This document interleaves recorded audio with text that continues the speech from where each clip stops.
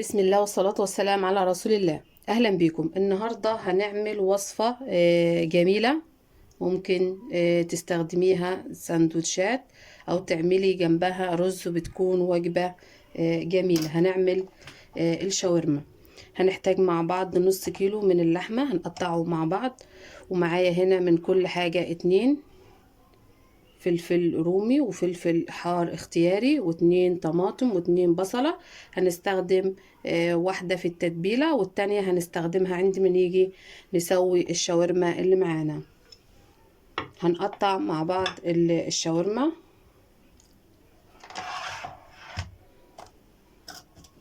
بنقطعها، هي متقطعة كده، انا هقطعها شرايح بالشكل ده. وممكن تجيبيها متقطعة من عند الجزار، لو ما كانتش متقطعة بتقطعيها بالشكل ده.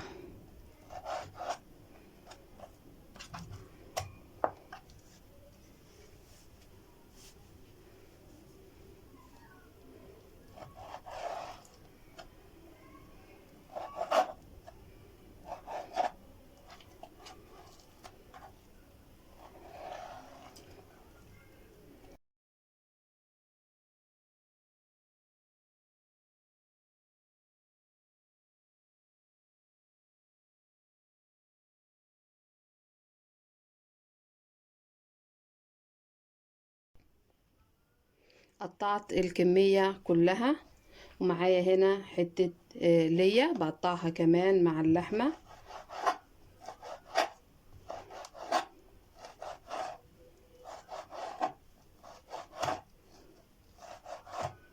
وبسيب حتة صغيرة بقطعها لما نيجي نسوي الشاورما اللي معانا.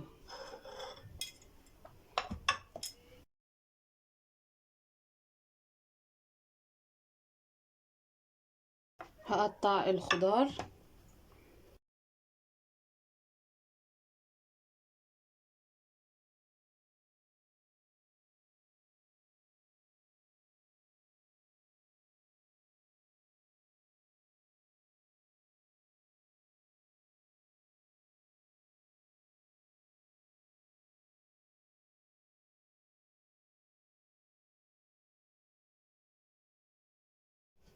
ضربنا القوطة والبصل والفلفل في الخلاط، وممكن تضربي معاه كمان فص توم. هنجيب طبق، ومعايا نص كوباية لبن تكون دافية.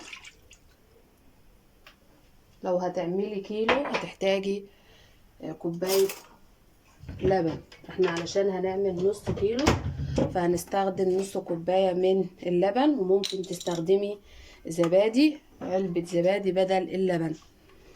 هنزل فيها بمعلقتين خل، وبسيبهم كده ثواني علشان عايزة اللبن يروب معايا.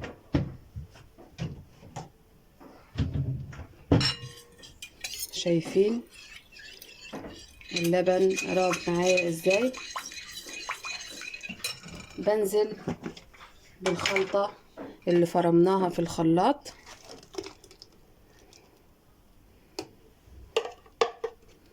مع فص الثوم، ممكن تضربيه مع الخلطة دي في الخلاط. انا هنا فرمته بالمبشرة فص ثوم،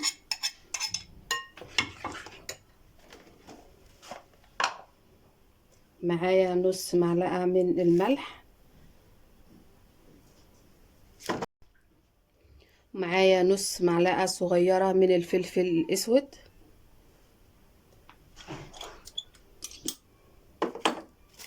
نص معلقة من البابريكا،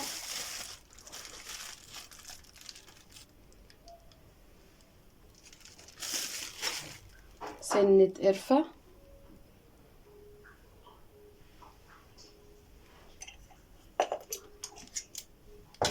نص معلقة بصل بودر وثوم بودر.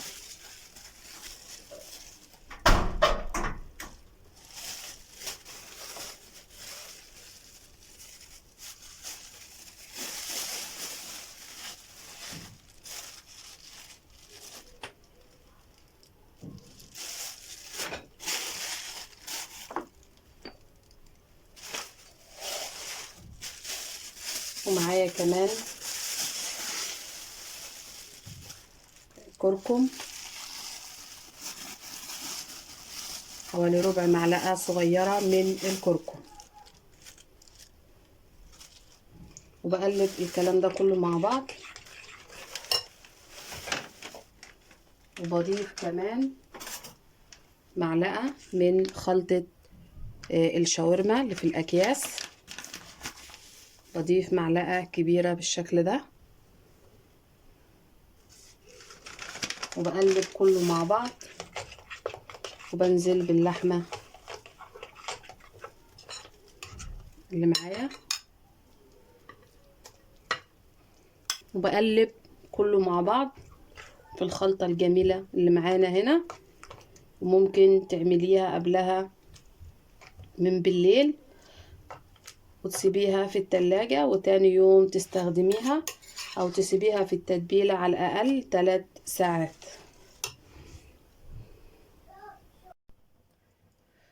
في طاسة على النار وحطيت فيها حبة زيت، بننزل بالشاورما اللي معانا بالتتبيلة كلها. لو الكمية معاكي كبيرة ممكن تنزلي بيها على دفعات.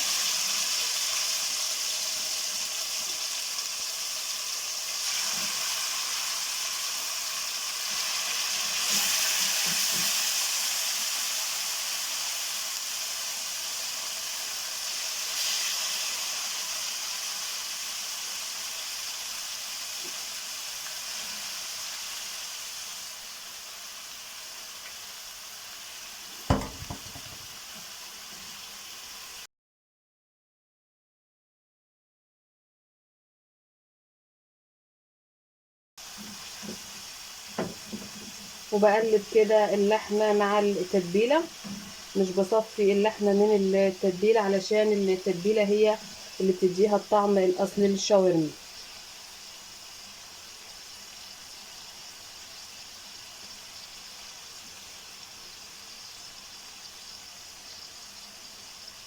وبفضل أقلب واشوح في الشاورما اللي معايا لحد ما تشرب التتبيلة كلها.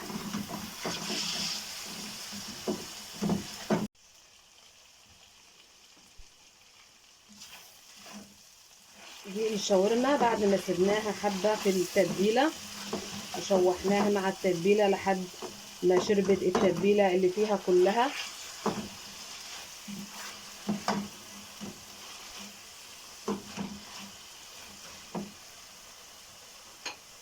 هنزل بطماطمايه متقطعة،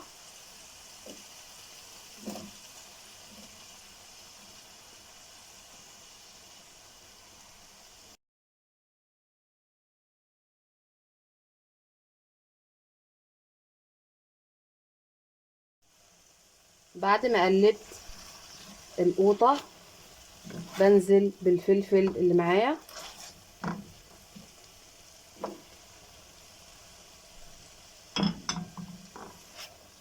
وبقلب. ومعايا كمان البصل مقطعاه بالشكل ده أجنحة، بنزل بيه على الشاورما وبقلب.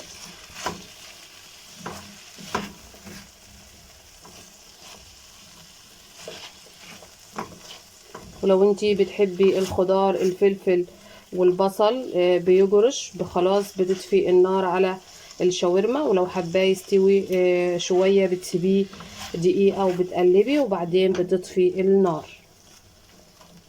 شايفين الشاورما وجمال الشاورما معانا مع الخضار.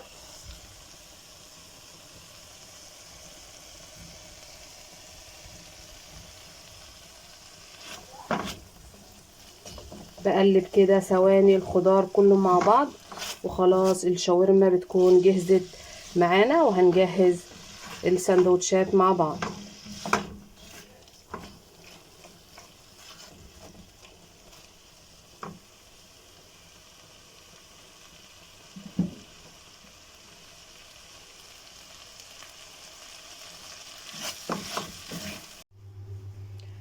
بجيب العيش الفينو او البرجر،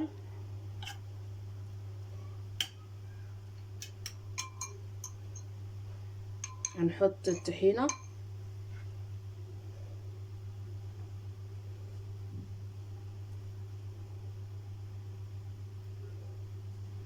وبجيب الشاورما اللي معانا،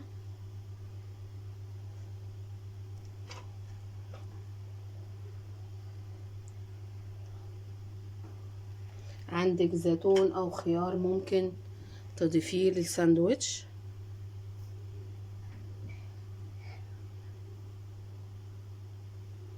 هنعمل كمان واحد.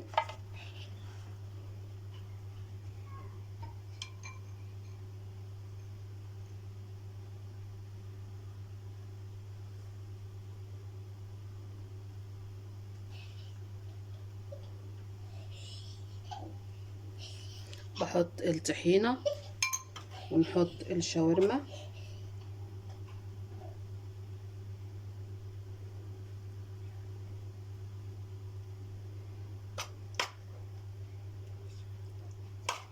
شايفين انا بسيب الخضار بجماله زي ما هو، بنزل الخضار وبقلب تقلبتين وبطفي النار.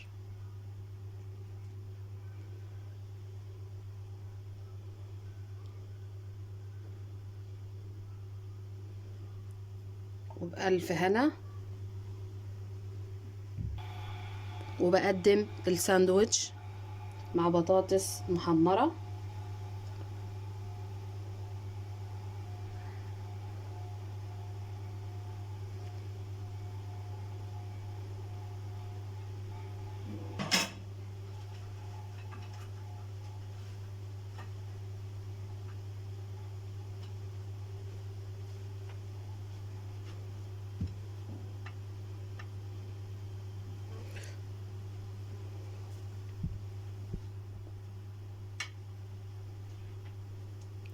وده كان فيديو النهاردة ووصفة النهاردة. اعملي السندوتشات دي في البيت، مش هتشتريها من بره تاني، طبعا مع البطاطس المحمرة. جربيها وقولي لي رأيك فيها ايه. وده كان فيديو النهاردة ووصفة النهاردة. ما تنسيش تجربيها وتقولي لي رأيك، واستنونا في فيديوهات تانية وأكلات تانية على القناة بمشيئة الله وفي حفظ الله ورعايته.